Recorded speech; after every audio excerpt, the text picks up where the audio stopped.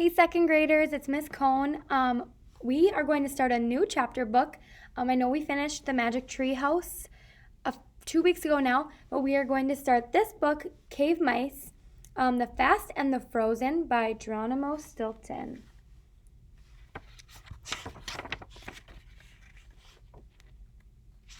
The Cave Mice. Geronimo, Trap, Thea, Benjamin, Bugsy Wugsy, Hercule Poirot, and Grandma Rat Rock.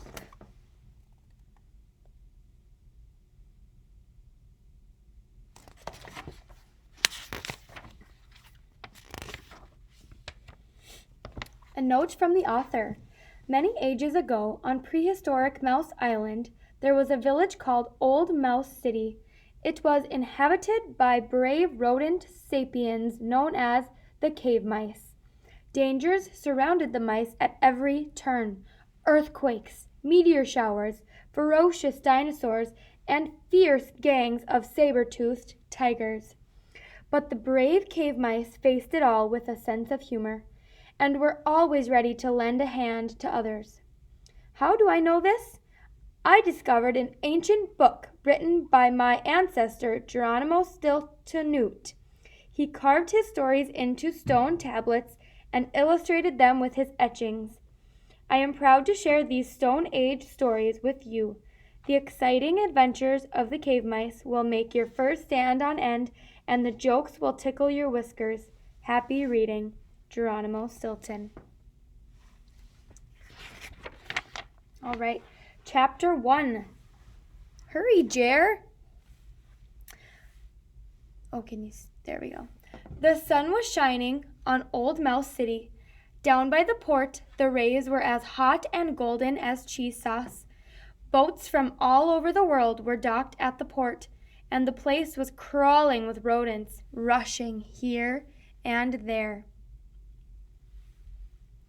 That morning, I had an important task to carry out.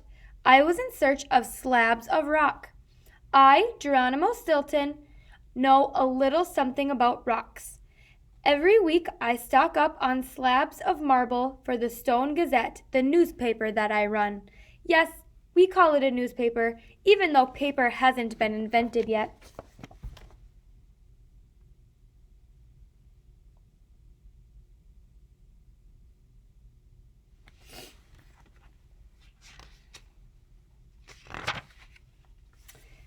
Some mice say that Stone Gazette's news is really heavy, and by heavy they mean that it weighs a lot. Each issue is etched into really heavy slabs of rock, like the one I am chiseling this into now. The slabs are harder than a hunk of stale cheddar.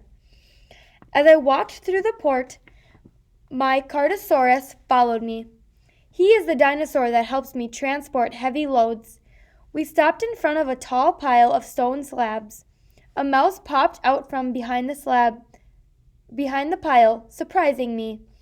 I assure you that this is the best stone you will find in all of Old Mouse City, he exclaimed, picking up a slab of marble to show me. But I wasn't so sure. It didn't look much thicker than my tail. To tell the truth, it looks a bit fragile, I told him. Think for a second, what does the word fragile mean? Fragile. It means easily breakable. I told him, fragile? Nonsense. This slab could support a T-Rex, the merchant bragged. As we tried to make a deal, I heard a loud roar. My sister Thea had trotted up on Grunty, her Autosaurus. She can't ever seem to control that beast. When she skidded to a stop, her dinosaur stomped on my poor Cartosaurus. Hurry, Jared, jump on, Thea yelled. We have to get to Trap's Tavern right away. Before I could object, Thea lifted me onto the saddle and raced off at full speed toward the Rotten Tooth Tavern. You see the picture? It says, it's an excellent slab. Well, It's run by our cousin Trap and is the most popular tavern in Old Mouse City. Maybe because it's the only one. Fossilized Fida, what was the hurry? Come on, Jer, let's go. Ack.